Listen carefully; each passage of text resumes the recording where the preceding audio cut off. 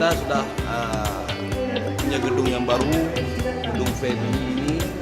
Diharapkan kita bisa menggunakan gedung ini sebagai tempat kuliah dalam semester ini, bisa digunakan di bawah, lantai bawah, kemudian lantai atas ini sebagai tempat meditasi, lantai 3. Nah, harapan saya ke depan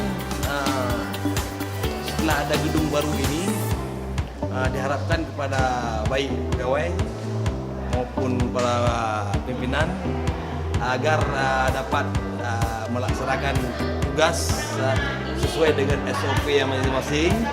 Ini tidak ada alasan lagi bagi kita untuk mengatakan kita tidak nyaman bekerja di gedung ini.